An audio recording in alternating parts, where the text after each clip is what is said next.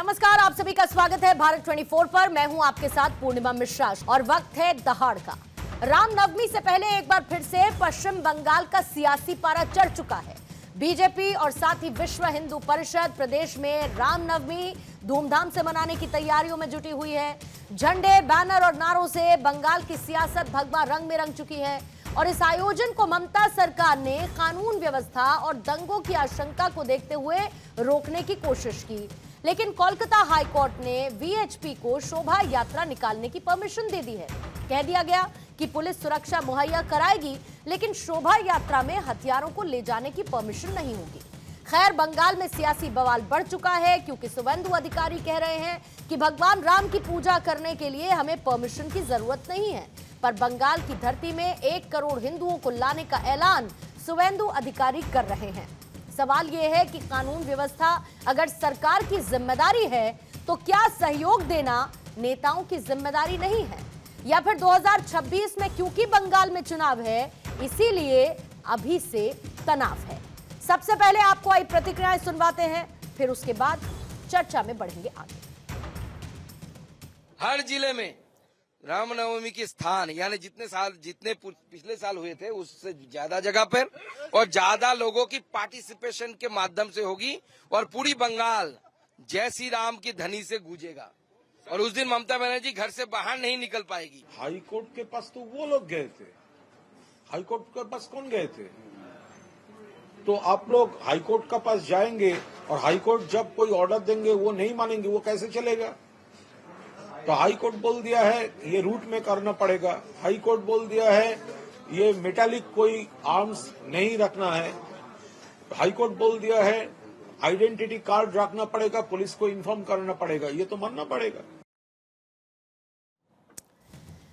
तो आइए सवालों का जिक्र करते हैं और उसके बाद मेहमानों से आपका तारुफ करवाऊंगी। आज चर्चा में शामिल सवाल रहेंगे, रामनवमी से दूरी, दीदी की सियासी मजबूरी है क्या, हिंदू रामनवमी मनाएं तो दंगों का डर क्यों सताए, सियासी शक्ति का प्रदर्शन या फिर भक्ति का प्रदर्शन, हिंदू रामनवमी मनाएंगे तो पत्थर क्यों बरसाएंगे, 2026 में चुनाव, बंगाल में अभी से तनाव। हमारे साथ मौजूद हैं सौरभ सिकवार, बीजेपी के प्रवक्ता, रोहन मित्रा हैं कांग्रेस के प्रवक्ता, संजय राणा जी राजनीतिक विश्लेषक के तौर पर स्टूडियो में मौजूद हैं, संजय चक्रवर्ती टीएमसी के नेता हमारे साथ मौजूद हैं और अब से थोड़ी ही देर बाद एचएस रावत हिंदू धर्मगुरु के तौर पर दहाड़ का हिस्सा बनने वाले हैं। आप सभी मेहमानों का बहुत बहुत स्वागत करती हूँ। संजय चक्रवर्ती, आपके साथ शुरुआत करते हुए, अगर हिंदू सड़क पर आएंगे और अगर हिंदू रामनवमी बनाएंगे तो उसमें आपकी सरकार को दंगाई क्यों नजर आएंगे?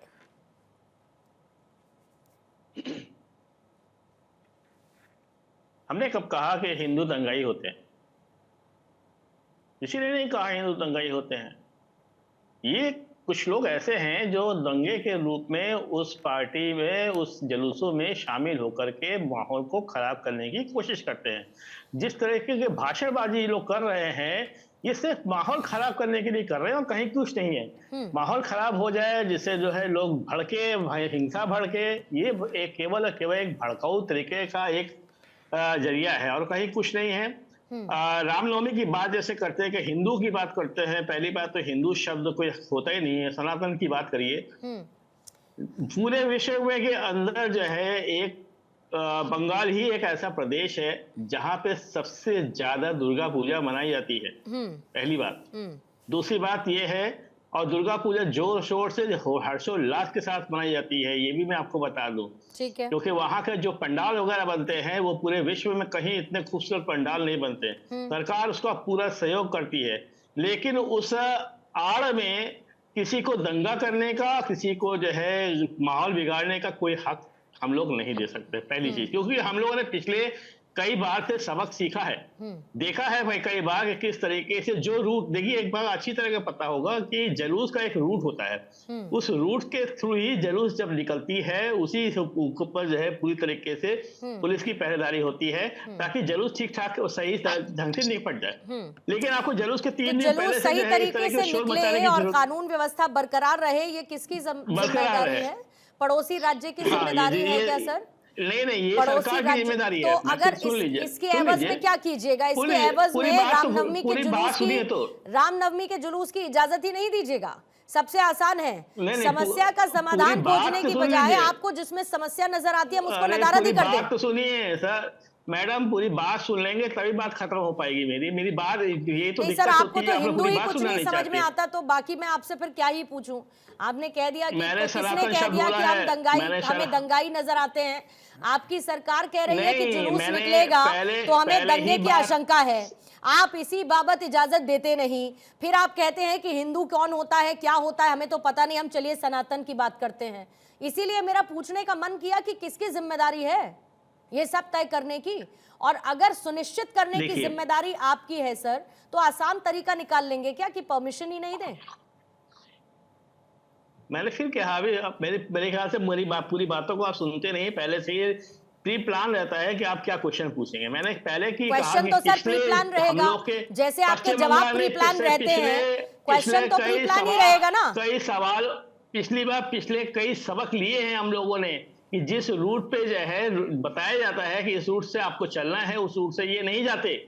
सवाल अच्छा। ये समस्या ये है, 2000 पिछली बार जो है जरूर से पिछली बार भी निकली थी, पिछले रामनवमी में, आपको अच्छी तरह से याद होगा। लेकिन एक जगह पे इन लोगों ने बवाल किया था। अच्छा। और वो कहाँ किया था? जहाँ पे डिसाइड किया गया था कि रूट से हट करके ये निकले। और इस बार इसीलिए हाईकोर्ट और सख्त चेतावनी दे रहा है कि हर एक के पास अपना आई कार्ड होना चाहिए, वहां पे किसी के हाथ में शस्त्र नहीं होना चाहिए, ताकि जो है जुलूस शांतिपूर्वक निकले। ये हम लोग भी चाहते हैं। कौन चाहता है कि अपने राज्य की जो है कानून व्यवस्था बिगड़े? कोई सरकार नहीं चाहती, लेकिन हर आदमी चाहता है कि शांतिपूर्ण ढंग से निकले। लेकिन इस तरीके से भड़काऊ भाषण जो शुरुआत से चालू हो गया 3 दिन पहले से, ये नहीं होना चाहिए। आप 1 करोड़ क्या 10 करोड़ लेकर के आइए, कोई प्रॉब्लम नहीं है। लेकिन तो सौरभ सिकवार साहब ये बताइए, सौरभ सिकवार साहब ये बताइए कि परमिशन तो सर लेनी ही पड़ेगी किसी भी तरीके के जुलूस के लिए सर, इजाजत तो होती ही है, और इसमें मुझे नहीं लगता कि किसी की भी अज्ञानता होगी कि अगर हमें कोई जुलूस निकालना है और बड़ी संख्या में अगर लोग इकट्ठा हो रहे हैं तो हमें इजाजत लेनी पड़ेगी। बहरहाल कोलकाता हाईकोर्ट से वो आपको इजाजत मिली, सशर्त आपको इजाजत मिली, और सरकार वो इजाजत देने के मूड में नहीं थी। लेकिन इनको क्यों, अगर रामनवमी का जुलूस निकलता है तो वहां पर पहुंचे लोग इनको दंगाई नजर आने लगते हैं? क्यों ये बार बार आरोप लगाते हैं कि इससे पहले जितनी रामनवमी के जुलूस निकले और उसमें जो हिंसा हुई उसकी वजह वही लोग थे जो उस जुलूस में शामिल हुए, उन्होंने दिए गए इंस्ट्रक्शंस को फॉलो नहीं किया, उन्होंने दिए गए रूट को फॉलो नहीं किया, और उसकी बदौलत ये हुआ कि हिंसा, आगजनी जैसी घटनाएं या फिर उपद्रव जैसी स्थिति देखने को मिली किसी भी जुलूस के दौरान। देखिए, सबसे पहले तो संजय जी जो बोला हिंदू शब्द नहीं होता है, ये संजय जी को तो बोलना पड़ेगा, क्योंकि उनका जो मुखिया है ममता बनर्जी, वो खुद ये शब्द बोलते हैं, वो हिंदू विरोधी है। इसीलिए वो कैसे बोलेगा? वो सर किसी भी पुरातत्व कोई नहीं, संजय जी उनकी बात होने दीजिए, संजय जी उनकी बात होने दीजिए। सुनने का धैर्य किया, मैंने सुना था आपको। बोलिए दूसरी सर। बात है कि आप परमिशन की बात कर रहे हैं, तो ये कौन सी नई बात है कि बंगाल के हिंदुओं को कोई भी त्योहार अपने मर्जी से मनाया दिया जाता है? हमें दुर्गा पूजा विसर्जन के लिए हाईकोर्ट जाना पड़ता है, स्कूल में बच्चों का सरस्वती पूजा करने के लिए हाईकोर्ट जाना पड़ता है, रामनवमी का जुलूस निकालने के लिए हमें हाईकोर्ट जाना पड़ता है, क्योंकि ममता बनर्जी तो खुद बोले थे कुछ साल पहले, जो गाय दूध देता है मैं उसका लात खाने के लिए तैयार हूं। ऑन रिकॉर्ड बोले थे, कैमरा के सामने बोले थे। और बड़ा संजय जी जो बात कर रहे थे कि हम शस्त्र लेके नहीं जा सकते, क्या हाईकोर्ट ने मना किया है, आप भी चाहते हैं कि शांतिपूर्वक हो।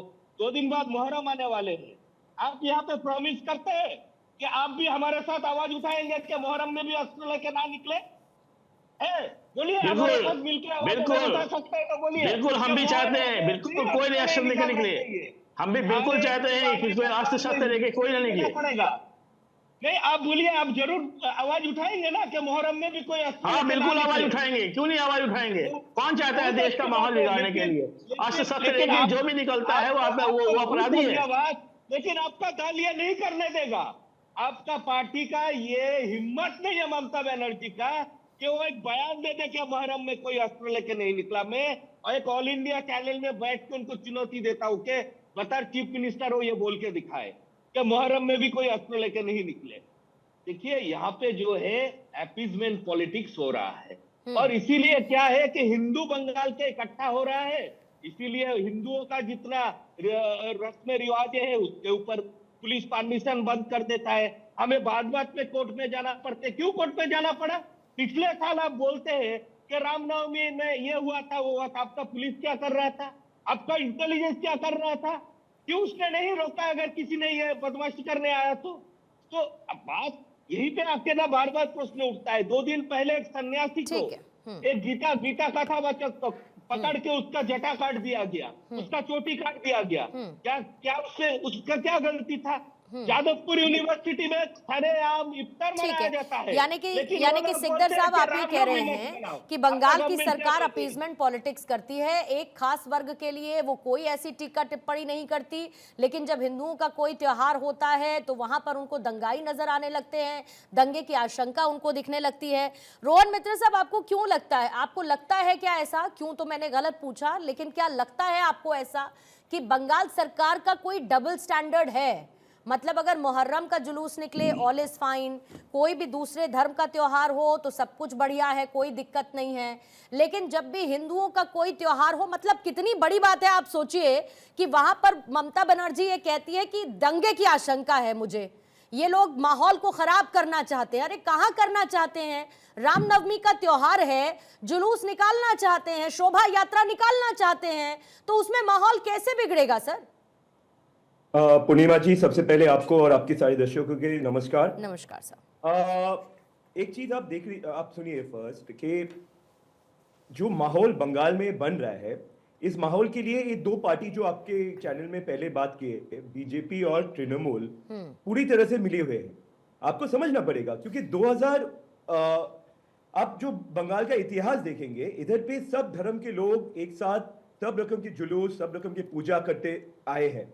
आपको जानना पड़ेगा कि रामनवमी क्या है। रामनवमी राम भगवान के जन्मदिन का त्योहार है। उस दिन आप पूजा कीजिए, आप उस दिन फास्टिंग कीजिए, लेकिन 2020 साल से, जिस दिन से शुभेंदु अधिकारी, जो आज आपके चैनल में आप दिखा रहे थे जिसके फोटो, आप उनके इतिहास थोड़ा देख लीजिएगा ना। 2020 साल से वो पहले तो वो टीएमसी में थे, वो तो टीएमसी के सबसे बड़े नेता थे, वो कैबिनेट में थे, वो ही आदमी थे जो ये आज ये रामनवमी में जो हिंदू लोग के मिছিল के बारे में उनका डायलॉग आप देखिए 2020 साल तक क्या बोलते थे वो। तो आज जब वो तृणमूल में आ गए, उनको पता है, सब चीज का अंडरस्टैंडिंग है, तृणमूल के अंदर उनका जो एक टाइम का पावर था वो उनको यूज करके वो क्या किए, वो अभी एलओपी होके वो असेंबली में खड़ा होके बोला कि हर मुस्लिम एमएलए को हमें लात मार के निकाल दूंगा 26 के इलेक्शन के बाद। अच्छा, तो ये माहौल क्रिएट हुआ उधर से। फिर ममता बनर्जी चले गए रेड रोड, जहां पे अजान हो ईद के दिन पे त्योहार हो रहा था, वो जगह पे गवर्नमेंट और टीएमसी का क्यों जाने का है? उधर पे तो उनका जाने का नहीं है। अगर सबके लिए वो रास्ता रहता तो ठीक है, लेकिन एक पॉलिटिकल पार्टी अगर उस जगह पे जाएंगे तो एक माहौल तो क्रिएट होगा कि वो तो लेकिन कहती हैं कि मैं तो हिंदू भी हूँ, मैं मुसलमान भी हूँ, मैं सिख भी हूँ, मैं ईसाई भी हूँ, लेकिन पहले मैं एक भारतीय हूँ।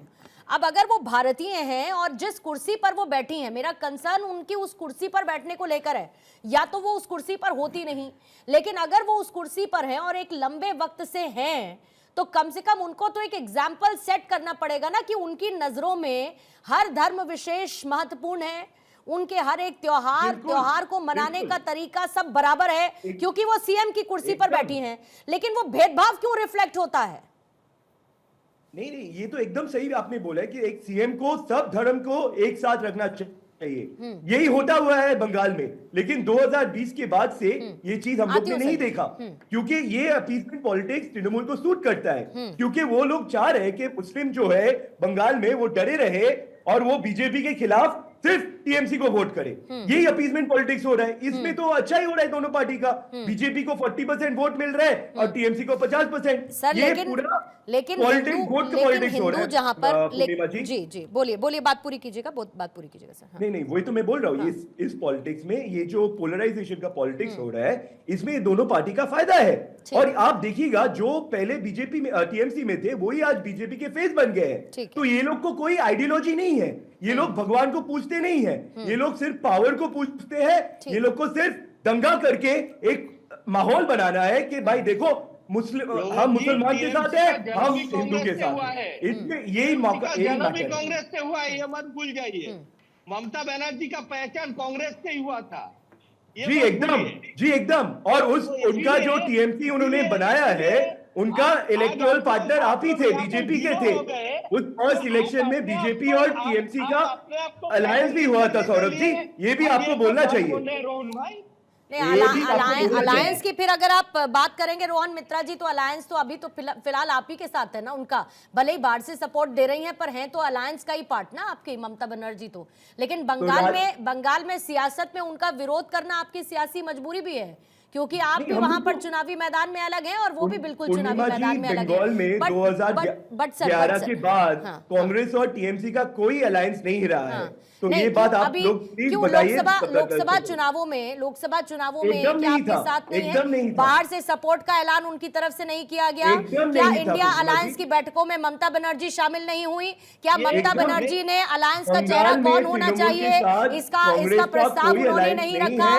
क्या उन्होंने राहुल गांधी को अपनी पहली पसंद की तरह नहीं बताया? क्या राहुल गांधी को लेकर जब सवाल उठने लगे चेहरे के तौर पे तो ममता बनर्जी का नाम सामने आगे नहीं किया गया? क्या ये सब कुछ अलायंस में नहीं हुआ? मीटिंग्स के दौरान हुआ ना सर? मीटिंग हुआ है लेकिन कोई अलायंस नहीं हुआ है। राजनीति में तो फिर अजीत पवार जी से लेके नीतीश कुमार जी आज बीजेपी के साथ हैं, वो भी तो बीजेपी के खिलाफ बोल रहे थे इलेक्शन से पहले। पूर्णिमा जी, जीरो को कोई जोड़ना नहीं चाहा, आपको लिया ही नहीं ना टीएमसी ने।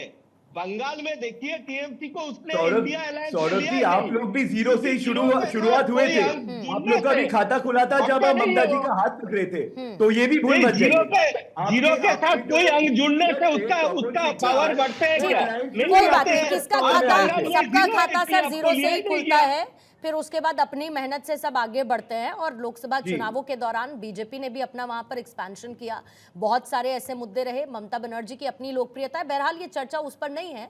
लेकिन चुनाव क्योंकि होने हैं, इसीलिए संजय राणा जी, क्या बंगाल में इस तरीके के जो बातें की जा रही हैं या जो एक नैरेटिव सेट किया जा रहा है, और क्योंकि अभी अभी वोटर्स की बात हुई, अपीजमेंट पॉलिटिक्स की बात हुई, भाई मात्र 27% मुस्लिम है, 71% हिंदू हैं बंगाल में।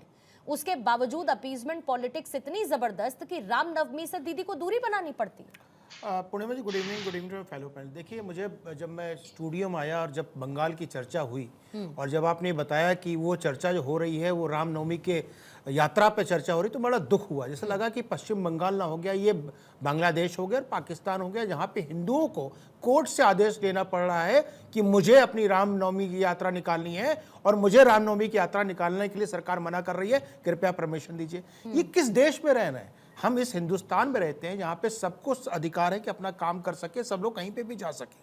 अभी एक हमारे प्रवक्ता बोल रहे थे कि हिंदू शब्द का उल्लेख ऋग्वेद में है। मैं उसका हिंदी, क्योंकि मुझे संस्कृत बोलनी नहीं आती है, मैं उसका हिंदी में अनुवाद करके बता देता हूँ। ऋग्वेद अर्थात हिमालय से हिंदू सरोवर तक देव निर्मित देश को हिंदुस्तान कहते हैं। एक और जगह है, हीन दुष्यति इति हिंदू, इसका अर्थ मतलब होता है जो अज्ञानता और हीनता का त्याग करे उसे हिंदू कहते हैं। तो कृपया करके जब ज्ञान और अज्ञानता में ना अंतर समझ में आए तो ज्ञान नहीं देना चाहिए टीवी पे। नंबर 2। नंबर 3, देखिए अभी सब लोग बोल रहे थे कि अलायंस उनका था, फलाने थे, ठिकाने थे।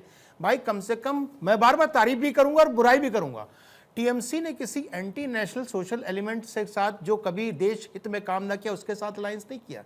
कांग्रेस ने फुरफुरा शरीफ के साथ अलायंस किया, केरला में जाकर के मुस्लिम लीग के साथ अलायंस किया, और इतिहास उनको सबको पता किसने क्या किया। लेकिन वो विषय नहीं है। विषय ये है कि इस हिंदुस्तान में जहां हम सब रहते हैं, जिन्होंने बोला कि सबको जो भी हथियार लेके जाएगा उस पर बैन कर देंगे, इनकी हिम्मत नहीं है। टीवी पे बोल रहे हैं, इनकी हिम्मत नहीं है मुसलमानों की जो मुहर्रम का जुलूस होता है उस पे बैन लगा दे, जहां पे सिर्फ हथियारों का प्रदर्शन होता है। और ये बोल रहे थे कि हिंदू वहां पे जो पुरानी पिछले साल की रथ यात्रा थी उसमें आक्रमण कर दिया था। ये बताइए, मस्जिद के सामने से अगर मेरी रथ यात्रा जा रही है और मैं जय श्री राम बोल रहा हूं तो क्यों ना बोलूं? भाई मेरा अधिकार है बोलने का। जय श्री राम क्या मस्जिद के सामने नहीं बोल सकते? मस्जिद क्या पाकिस्तान में आती है? क्या वो इस देश का पार्ट नहीं है? क्या संविधान वहां पे लागू नहीं होता? हिंदुस्तान पे हिंदुओं पे संविधान नहीं है, मुस्लिम पे संविधान लागू नहीं होता। तो समस्या क्या है? अपीसमेंट पॉलिटिक्स है। ये 27% नहीं है, एक तरफा 27% है। और जो 71% आपने बताया ना, ये बटे हैं जातियों में, अपनी विचारधाराओं में, सिलेंडर के प्राइस में और पेट्रोल प्राइस में बटे हुए हिंदू है, इसलिए वहां पे ये हालत हो रही है। अगर बटता नहीं हिंदुस्तान में, मैं योगी जी के कथन को रख रहा हूं, बटोगे तो कटोगे, इसी तरह काटे जाओगे। आज तो अदालत है, आपको परमिशन मिल जाए, यही हालत रही तो अदालत की भी हिम्मत नहीं होगी कि आपको परमिशन दे दे कि हम राम जी की यात्रा निकाल सको। और इस देश में ऐसा हो रहा है, 27% आके 71 को धमका के चले जा रहे हैं और 71 वाले कुछ नहीं कर पा रहे हैं। ये बताइए, कभी किसी हिंदू ने दंगा करते हुए देखा? पूरे विश्व में कहीं भी दंगा हो तो देख कम्युनिटी का नाम आ जाता है, कहीं ना कहीं उसका नाम मोहम्मद सुलेमान होगा। कभी किसी संजय चक्रवर्ती, संजय राणा या किसी अन्य व्यक्ति का नाम सुना? नहीं सुना होगा। पॉलिटिकल अलग है। समस्या क्या है? पीसमेंट की पॉलिटिक्स इस देश में चल रही है। अभी 2 दिन पहले आपने देखा है, वक्फ बोर्ड पे सारे मातम मना रहे थे, किस तरह त्राहीमाम बजा रहे थे, रो रहे थे। जहां पे आर्टिकल 14 और आर्टिकल 21 की भी वायलेशन हो रहा था, फिर भी खुश थे कि भैया हमारा वक्फ है, हमारी चीज। अरे भाई, कॉन्स्टिट्यूशन बॉडी और रिलीजन दो अलग अलग चीजें, दोनों को मिक्स करके भ्रम फैला रहे मुसलमान। और सबसे बड़ी इसमें बीइंग अनअपोलोजेटिक बात सब करते हैं संविधान की कि ये देश संविधान से चलेगा, लेकिन उसी संविधान में जब धार्मिक स्वतंत्रता की बात अधिकार के तौर पर दी जाती है, की जाती है, तो वो भी सिर्फ एक विशेष वर्ग के लिए हो हल्ला होता है कि भाई धार्मिक स्वतंत्रता इनकी छीन ली गई। अरे हिंदुओं का क्या है एच.एस. रावत साहब?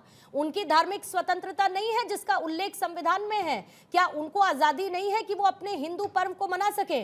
और अगर मनाने के लिए चलेंगे, बंगाल जैसी जगह में इजाजत मांगेंगे, तो उनको उत्पादी और साथ ही दंगाई बताया जाएगा सरकार की तरफ से। ये तो बड़ी विचित्र बात हो गई सर। पूर्णिमा जी, ये लोग संविधान को मानते कहाँ हैं? इन्होंने माना कहाँ था? संविधान की धज्जियां ये उड़ाते रहे। 100 से ज्यादा इन्होंने अमेंडमेंट किए अपने फायदे के लिए, एक फायदा नहीं। उन्होंने वर्षे पैक्ट बनाया अपने फायदे के लिए, बनाया अपनी वोटों की, कि मुसलमान वोट बैंक कहीं इनसे हिल ना जाए, क्योंकि उन वोट बैंकों पर राजनीति करते हैं।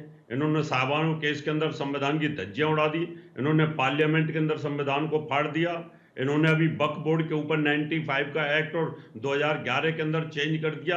यानी वोटों के लिए इतना गिर सकते हैं, इतने जयचंद बन सकते हैं ये, कि आने वाले समय पर इनको जयचंद के तौर पे याद किया जाएगा कि हिंदुओं का सरेआम कत्लेआम करने वाले यही लोग थे, इनका इतिहास में नाम लिखाया जाएगा।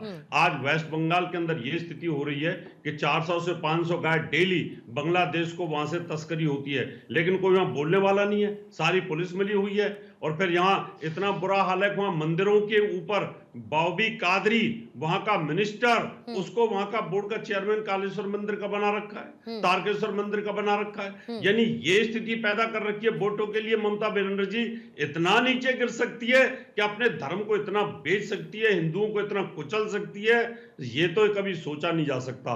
लेकिन इतिहास जब लिखा जाएगा तो इतिहास में लिखा जाएगा कि ममता बनर्जी एक ऐसी पैदा हुई थी कि जो रामनवमी की यात्राओं को रोकती थी और हाई कोर्ट और सुप्रीम कोर्ट से वहां पर आदेश लेने पड़ते थे।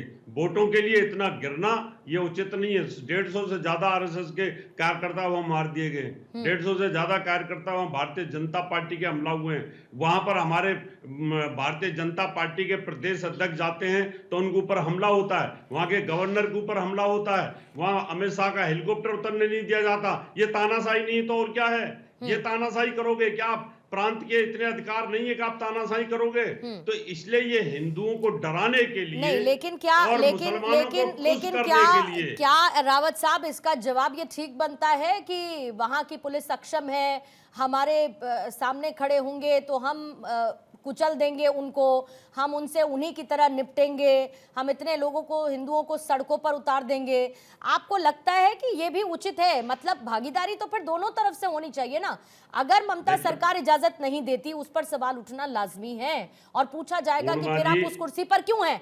लेकिन अगर हिंदुओं को सर एकजुट करने की बात होती है और उसमें इस तरीके के बयान आते हैं कि इजाजत की क्या जरूरत, हम कुचल कर रख देंगे, वो अक्षम हैं, हम उनसे निपट लेंगे, तो ऐसे बयानों से भी तो परहेज करना चाहिए ना फिर। देखिए पूर्णिमा जी, भगवान राम को समुद्र ने रास्ता नहीं दिया था, आखिर उनको धनुष संधान करना पड़ा। जब इसी प्रकार की अगर मुख्यमंत्री इस प्रकार की स्थिति पैदा करेंगे तो निश्चित तौर पर हर आदमी अपने अधिकार के लिए करता है। क्रिया की प्रतिक्रिया होती है और ये क्रिया की प्रतिक्रिया से क्रांति पैदा होती है। अगर यही हाल रहा ममता बनर्जी का, तो आज तो लोग बोल रहे हैं कि हम भी ऐसा करेंगे और फिर कल को करको दिखा देंगे। जब करके दिखा देंगे तो फिर क्या होगा? उस समय तो क्रांति पैदा हो जाएगी। बांग्लादेश के अंदर क्या क्रांति हुई? वही तो हुआ कि जब आप ज्यादा दबाने की कोशिश करोगे तो कहीं ना कहीं गुब्बारा फूटता है। इसलिए टीएमसी को ध्यान रखना चाहिए कि आपको वोट हिंदुओं का भी मिलता है, आपको उनके सम्मान की इज्जत करनी चाहिए। ये बहुत इंपॉर्टेंट बात आपने कही, ये बात इंपॉर्टेंट बात आपने कही। मित्र साहब, आपके पास आने से पहले एक बार संजय चक्रवर्ती जी के पास जाना चाहती हूँ, जिसका जिक्र अभी रावत जी ने किया और बहुत सारे और ऑब्जर्वेशन संजय चक्रवर्ती जी आए। वाकई में अगर आप वोटर्स की बात करते हैं और अगर यहाँ पर बैठे हुए पैनलिस्ट आपके अपीजमेंट, मुस्लिम अपीजमेंट की बात करते हैं, तो आपको तो भरपूर सहयोग राज्य चुनावों के अंदर मिलता रहा है। तो आपका सारा का सारा हिसाब क्या वो 27% ही तय करते हैं? मतलब वो 71% भी तो है ना फिर? तो उनके प्रति क्या आपकी जिम्मेदारी नहीं है, या फिर एक फिल्टर लगा दिया है कि हम इनसे बस वोट लेंगे और इनके त्योहारों पर हम नकेल कसेंगे, इनको निकलने नहीं देंगे सड़कों पर? जी जैसे मैंने सबको शांति से सुना, तो मुझे भी शांति से सुन लीजिए। जी सर। अभी लोकसभा का चुनाव हुआ, पूरे देश भर में सबसे ज्यादा वोट कहाँ पड़े? बंगाल में पड़े। 80 से लेकर 86% तक वोट पड़े। वो कहाँ थे? सारे हिंदू थे या मुसलमान थे? कौन, किसने वोट दिया था? 27% वोट से जीते थे या 86% वोटों में से हम लोगों ने 30 सीटें निकाली, वो जीते थे? तो इसका मतलब क्या है कि आप चाहे कुछ भी बोलो, कोई फर्क नहीं पड़ने वाला।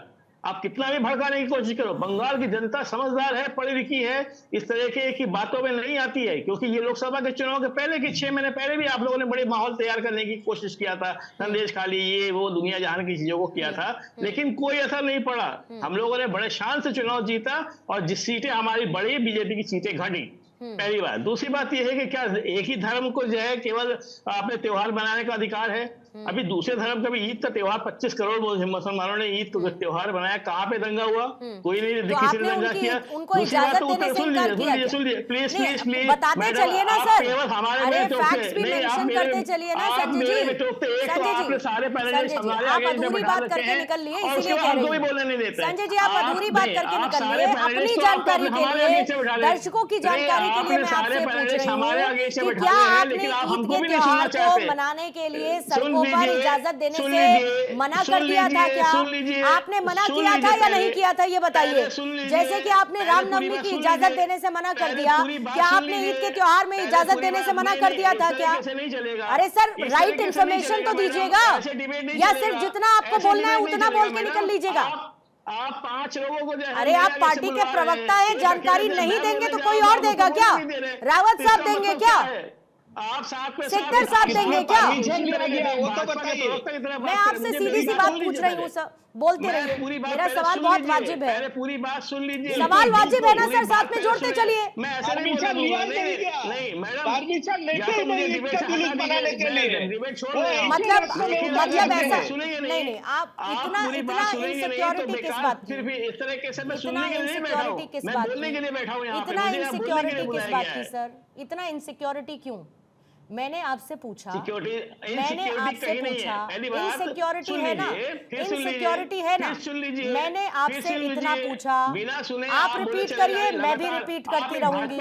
मुझे ये जानना है, दर्शकों को ये जानना है कि क्योंकि आपने कहा कि ईद का त्योहार इतने जोश से मनाया गया, क्या कहीं पर दंगे हुए? तो मैंने आपसे पूछा कि क्या ईद के त्योहार को मनाने के लिए सड़कों पर आपने बैन लगा दिया था? क्या आपने किसी तरीके की इजाजत देने से इनकार कर दिया था? ये आपकी जिम्मेदारी है, ये आपकी जिम्मेदारी है सर, आपकी जिम्मेदारी है इस सवाल का जवाब देने की।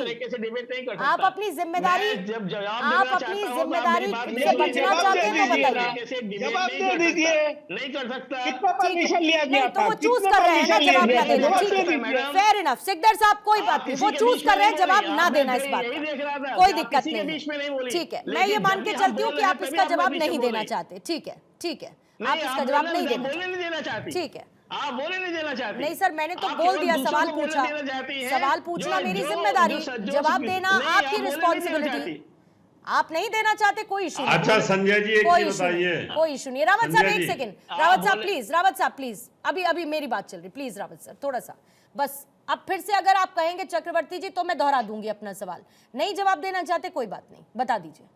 मैं जवाब देना चाहता हूँ, जवाब सुनने की हिम्मत भी रखिए। अरे सर सवाल तो आपने मेरा सुना नहीं, सवाल तो सुना ही नहीं आपने मेरा। आपने जो सवाल किया, मैं उसी सवाल पे मैं जवाब देना चाहता था, लेकिन तो मैं उस पर एडिशनल सवाल पूछने की आजादी ना रखूं? मेरे सवाल को पहले सुन, नहीं, अब मैं जवाब दे दूं, उसके बाद आप फिर सवाल रखिए। अच्छा फिर उसके बाद रखूं, ठीक है, चलिए बात कर लीजिए। बिल्कुल से करिए। ठीक है बोलिए। मुझे 30 सेकंड का समय दीजिए। ठीक है बोलिए। अभी आपने देखा होगा कि उत्तर प्रदेश के अंदर मुसलमानों को सड़क पे जो है या बाहर नमाज पढ़ने नहीं दिया गया, उनको छतों तक मना कर दिया गया कि नहीं, ये बताइए मुसलमान क्या रोड क्या नमाज पढ़ने के लिए होती है? नहीं, रोड नमाज पढ़ने के लिए है। 9 एकड़ जमीन है आपके पास, मस्जिद बनाओ, नमाज पढ़ो। रोड सड़कें जो होती है हमारा भी उसी का राइट है जितना मुसलमानों का है।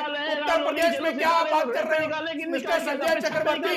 उत्तर प्रदेश पश्चिम बंगाल नहीं है। रोड पे आकर के मातम बनाओगे, रोड पे आकर नमाज पढ़ोगे, रामनवमी की जुलूस अपने घर के अंदर निकालना है। रामनवमी की जुलूस अपने घर में निकालना क्या? वो वहां पर हिंदुओं को पूजा करना, रोड आने जाने के लिए, नमाज और इबादत के लिए नहीं है। अपने शब्दावली को बर्दाश्त करें और चेंज करें। का होता है जलूस, आप जो घंटों निकाले, जलूस आता है, पर क्या ये बताइए मस्जिद के सामने जाना गुनाह है? कौन सा गुनाह भैया? ये बताओ, आपकी हिम्मत है मिस्टर चक्रवर्ती, क्या बोल सके कि जलूस नहीं निकलेगा मुसलमानों का?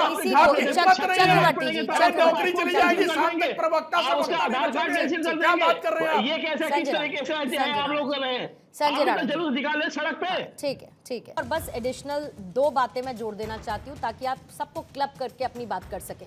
आपने अभी थोड़ी देर पहले सर जिक्र किया कि अभी ईद का त्योहार मना, कोई दंगा फसाद नहीं हुआ, किसी तरीके की कानून व्यवस्था नहीं बिगड़ी। अब इसमें मैं 2 बातें जोड़ देती हूँ। क्या आपने ईद मनाने के लिए किसी तरीके की कोई रोक लगाई थी? क्या आपने कोई परमिशन देने से इनकार किया था?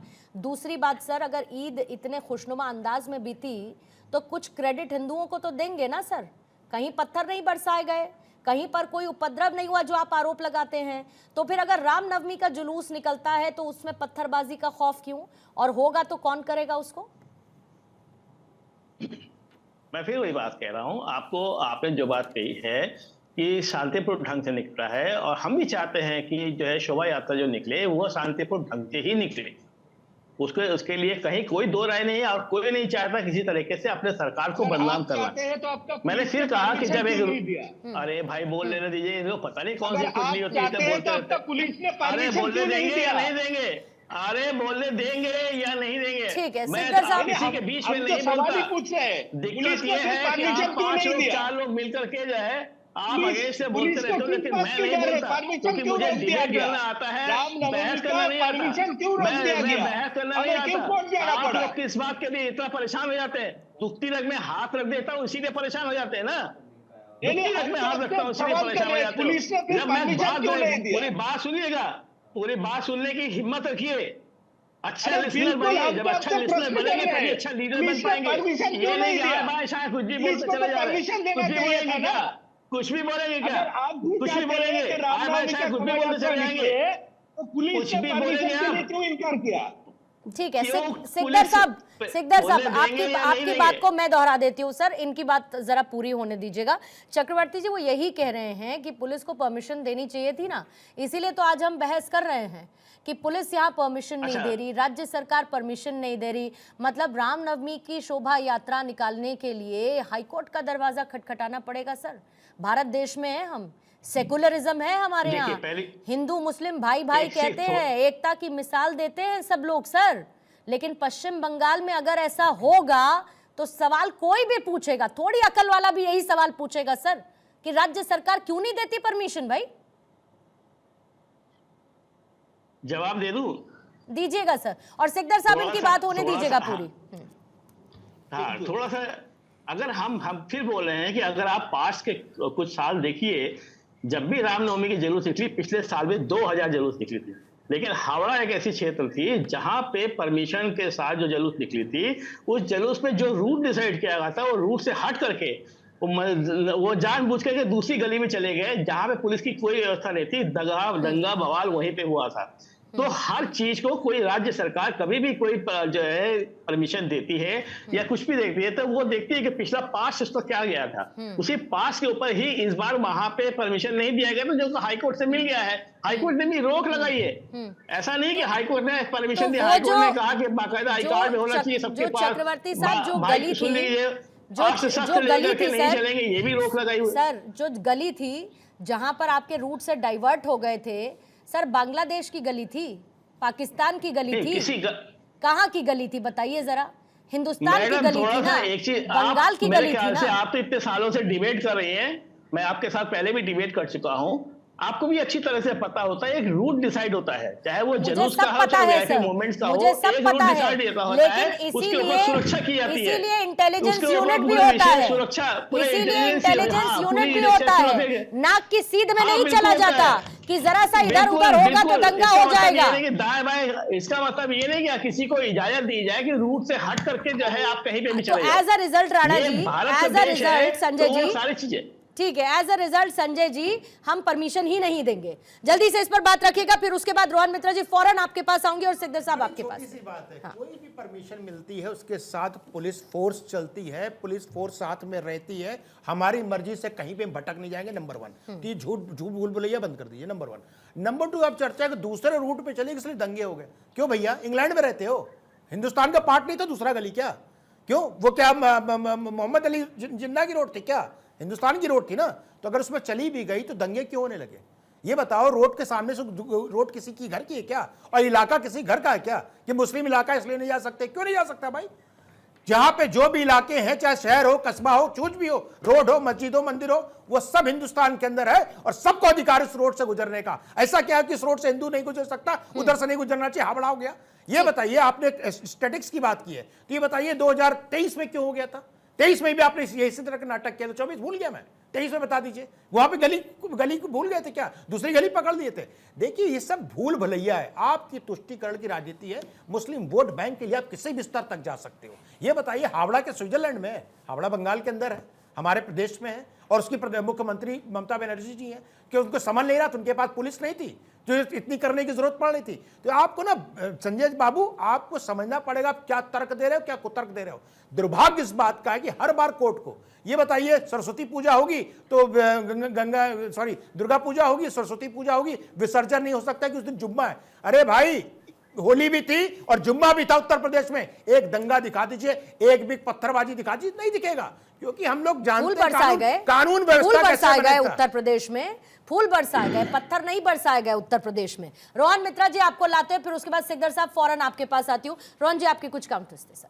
पूर्णिमा जी, फर्स्ट ऑफ ऑल मैं संजय जी को बोलना चाहता हूँ और बाकी लोगों को कि हम लोग कांग्रेस वाले कि आपके खिलाफ भी है और बीजेपी के खिलाफ भी है। और पूर्णिमा जी, जो आपने बोले थे, जो हम लोग इंडिया अलायंस के बाद जो किए, तो आपको पता होना चाहिए, जब ममता बनर्जी बंगाल में अपनी कैंपेन कर रहे थे तो वो कांग्रेस को बोले कि कांग्रेस बीजेपी के बी टीम है बंगाल में। तो हम लोग को किसी का बी टीम, सी टीम जो भी बोलेगा, हम लोग को फर्क नहीं पड़ता है, क्योंकि ये जो धर्म की राजनीति में जो है तुष्टीकरण हो रहा है, इस राजनीति में हम लोग सही में पीछे में है, इनमें हम लोग नहीं है बिल्कुल। क्योंकि एक चीज है, हम लोग बंगाल के जो कल्चर्स में बड़े हुए हैं, इधर पे सौरभ जी इधर है, वो पुराने बीजेपी करने वाले हैं, हम उनको रिस्पेक्ट देके बोल रहे हैं कि आपके 2014 के टाइम से आप देखिएगा, जो लोग बीजेपी के फेस बने थे, एक बाबुल सुप्रियो का नाम मैं उठाना चाहता हूं, जो 2017 में जब आसनसोल रानीगंज में जब रायट हुए थे रामनवमी पे, ये बीजेपी के फेस थे।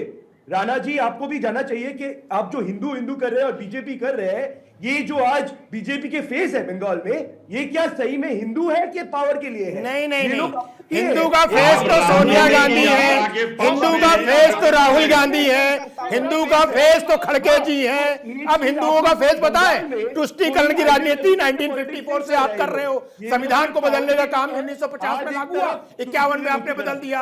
आपने कितने सारे एक्ट को, तकरीबन 80 से 84 एक्ट को अमेंडमेंट किया है। क्यों कर दिया था? किसी धर्म विशेष को फायदा उठाने बढ़ाने के लिए, तो हिंदू की बात ना करो। और जहां तक बाबुल सुप्रियो की बात करते, बाबुल सुप्रियो को मंत्रालय छिन गया था, उसके वजह से वो चले गए थे, ना कि उनको हिंदू प्रेम और सेकुलरिज्म जाग गया था। नहीं भैया, हम तो सेकुलर हो चुके हैं, अब नहीं जाएंगे।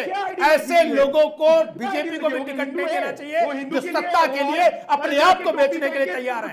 ऐसे व्यक्तियों को कोई अस्तित्व नहीं होता है। और जहां तक बात हो रही थी, कांग्रेस भी कम नहीं है, ठीक है, क्योंकि शुरू के दिन एक से एक करके। आज जो ममता कर रही है वो कांग्रेस से ही टिक के आई है, और शुरू के दिन से कांग्रेस ने जो किया, कांग्रेस ने जो किया उसके बाद आपने लिया था सौरभ जी, आज ममता उसी को और बढ़ावा दे रहे हैं। आपके साथ अलायंस में थे और आपके कैबिनेट में भी थे, अटल बिहारी वाजपेयी के कैबिनेट में आपके साथ थे। लेकिन सत्ता में तो भूलिए मत, है ना, भूलिए मत। रोहन जी, आपके पूज्य पिताजी भी कांग्रेस का बड़ा नेता हुआ करते थे, वो भी तृणमूल गए थे, और वो गए थे सीपीएम के खिलाफ, धर्म की राजनीति करने के लिए नहीं। धर्म की राजनीति जो आप कर रहे हो, इसमें कोई किसी का फायदा नहीं है। इसमें जो गरीब लोग जिनका आज जान जा रहा है, इनका जो बात है, ये आप लोग नहीं करते हो। 2011 में कांग्रेसी अलायंस पार्टनर थे, बीजेपी नहीं थे। सीपीएम के खिलाफ हम लोग थे उनके साथ, रोहन जी, बाद नहीं थे। रोहन जी, लेकिन एक बात बताइए, मंदिर तो जाने वाले राहुल गांधी भी है ना, जनेऊ धारण करने वाले राहुल गांधी भी है ना, तो फिर हिंदुओं की बात जब कोई और करता है तो इतनी ज्यादा समस्या क्यों होने लगती है? सर, मुझे तो लगता है कि आपको भी इस बात से बहुत तकलीफ होनी चाहिए। बंगाल में जो कुछ भी हो रहा है, बहुत ज्यादा तकलीफ होनी चाहिए इससे, क्योंकि ये एक बहुत गलत एग्जाम्पल सेट करने वाली बात है। पूर्णिमा जी, बहुत क्लियरली मैं बोलना चाहता हूँ, कोई भी धर्म के आदमी हो, कि कोई भी धर्म जिस पूजा करना चाहता है, कोई सेलिब्रेशन कर, हम लोग बंगाल में ही हम लोग का कल्चर है, हम लोग क्रिसमस लेके, दुर्गा पूजा लेके, ईद लेके सब त्योहार एक साथ बनाते हैं। बस रामनवमी के शोभा यात्रा में समस्या होने लगती है। नहीं, एक तो दुर्गा पूजा क्या मुस्लिम के है? नहीं, पर दिक्कत तो होने लगती है ना सर। दिक्कत होती है कि नहीं होती है, ये बताइए। विसर्जन कर सकते हैं बहुत आराम से, मन से, श्रद्धा पूर्वक, उसमें कोई कोताही नहीं, उसमें कोई पाबंदी नहीं, उसमें कोई हिंसा नहीं, उसमें कोई पत्थरबाजी नहीं। ये पाबंदी होना नहीं चाहिए। और हर बार जब भी कोई अवसर ऐसा आता है ना रोहन मित्रा जी, बड़े दुख के साथ चर्चा करनी पड़ती है इस पे कि ये बंगाल में क्यों हो रहा है, बंगाल में कैसे होने दिया जा रहा है। बंगाल हिंदुस्तान में ही है ना।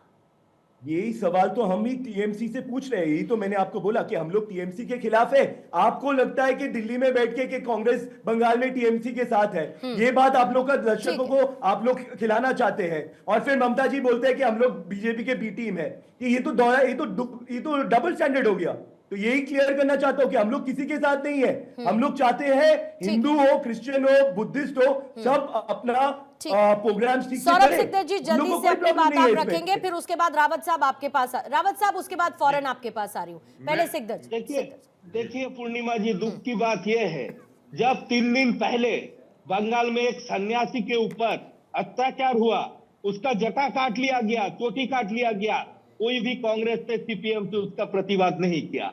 लेकिन आज वही जब हिंदुओं के जब कोई बात आता है कि हम मुहर्रम के अस्त्र लेके जुलूस का प्रतिवाद करते हैं, तो गला फाड़ने के लिए आ जाता है। ये दोहरा राजनीति जो है बंगाल के लोग समझ चुका है, और इसीलिए आज ये शून्य में आके खड़ा कर दिया इन लोगों को।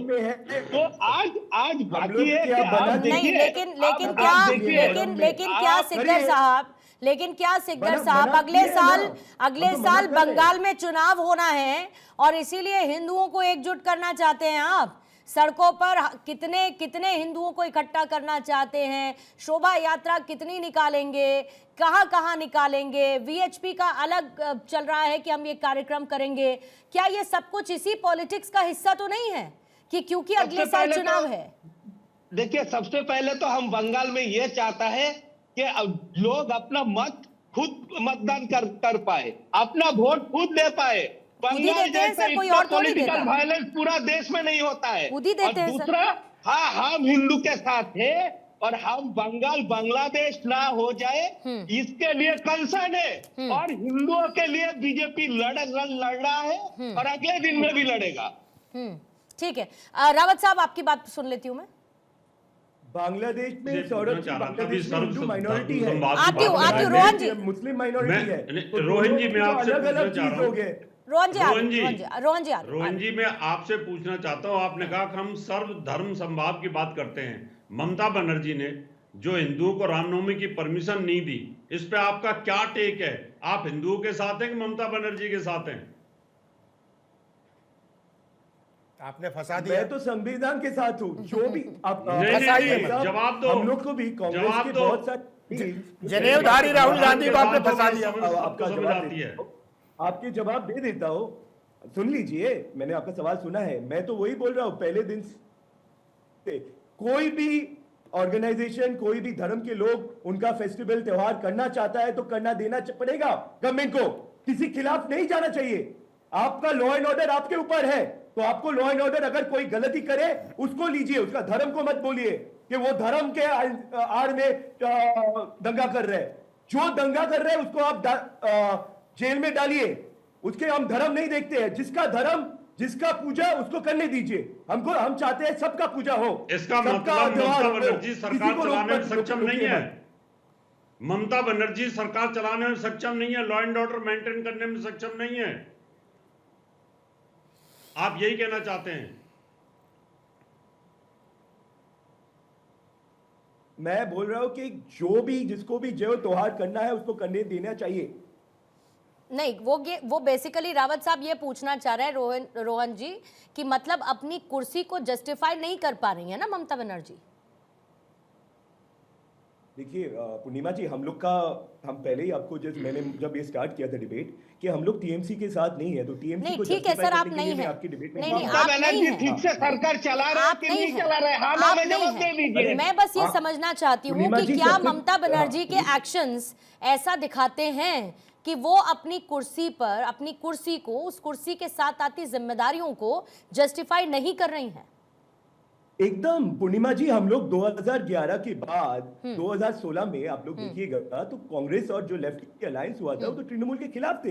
हम लोग के लीडर ऑफ ऑपोजिशन हम लोग का थे, तो हम लोग का 2020 के बाद हम लोग का सीट कम गए हैं, ये मान लेते हैं हम। ठीक। इसका मतलब एक बार भी नहीं कि हम लोग टीएमसी के साथ चले गए। हम लोग का तो फाइट टीएमसी के साथ है। आप देखिए वो अधीर रंजन चौधरी, आप देखिए वो शुभंकर सरकार तो कल ममता बनर्जी का रेजिग्नेशन मांगा है। हाँ। जो और 16,000 साथ ही 26,000 नौकरी चले गए हैं, साथ ही ये अधीर बात आप रंजन लोग क्यों चौधरी, नहीं रख रहे हो? अधीर रंजन चौधरी ने अभी जिस तरीके से सर उनको तकलीफ हुई ममता बनर्जी के नाम को लेकर, जो विदेश में जो कुछ भी कहा गया, उन्होंने कहा कि नहीं वो हमारी मुख्यमंत्री, ऐसा नहीं होना चाहिए। तो लोगों की सर भौहें खड़ी हो गई कि अरे ये अधीर रंजन चौधरी का ये हृदय परिवर्तन हो गया क्या? कोई नए राजनीतिक समीकरणों के संकेत तो नहीं है? क्योंकि अधीर रंजन चौधरी तो कम से कम ममता बनर्जी के लिए अच्छा नहीं बोल सकते, ये तो तय है सर। कोई हृदय परिवर्तन नहीं हुआ है, इसीलिए ये आप लोग की गलतफहमी है। मैं पूरी तरह से बता रहा हूं गलतफहमी क्या सर? कोई गलत राजनीति अजीत जी संकेतों या का कांग्रेस खेल की होता है कोई और नहीं- उसमें नहीं, पढ़ लेने एकदम की नहीं, कला भी एक पूर्णिमा अलग जी। बात होती है। आजकल ममता जी भी अधीर जी के बारे में कम ही बोलते हैं। उनका नंबर मैं आपको दे आपने देता हूं। राज अधीर जी के बारे में ममता जी को कब बोलते हुए सुने? ठीक। वो एक मौके पे भी नहीं बोलेंगे कि वो ठीक, तृणमूल जल्दी के से, साथ है या ममता जी ठीक के लिए है अच्छा बोलेंगे। चक्रवर्ती जी, जल्दी से आपको बस 30 सेकंड देके, क्योंकि आप कुछ जोड़ना चाह रहे हैं सर, फिर मैं डिबेट को क्लोज करूंगी। चक्रवर्ती जी। देखिए, ऐसा है कि ये चार लोग मिलकर के जो है 10 करोड़ लोगों को अपमान नहीं कर सकते। हम जो है 2011 से लेकर के लोकसभा, विधानसभा, उपचुनाव, पंचायत चुनाव, सारे चुनाव हम जीत करके आ रहे हैं। तो इनके बोलने से जनता भड़क जाएगी, जनता बहक जाएगी, ये नहीं होने वाला। जनता वहां पे आपको वहां ठीक से लड़ रही है कि नहीं लड़ रही है, ये सब जनता तय करेगी। यहाँ पे 4 पैनलिस्ट बैठ करके इसको नहीं तय कर सकते। हमारे यहाँ पे जनता तय करती है, जनता के जो काम से खुश है, और यही वजह है बीजेपी जनता जनता गंडगोल नहीं चाहता है। क्योंकि जनता वहाँ पे, जनता के यहाँ काम हो रहा है, जनता अच्छी तरह से अच्छी बात है, अच्छी बात है कि आपने अपने पुराने सारे परफॉर्मेंस को यहाँ पर गिनवा दिया। विधानसभा का चुनाव में भी आपको अच्छा हुआ सर कि 150 आपने यहाँ पर अपने आप जाके संजय 223 चक्रवर्ती जी पहुंच पूरे परफॉर्मेंस को गिनवा दिया, क्योंकि अगर इतनी परफॉर्मेंस और सक्सेस रेट आपका है तो वो सक्सेस रेट आपकी जिम्मेदारियों में भी रिफ्लेक्ट होना चाहिए।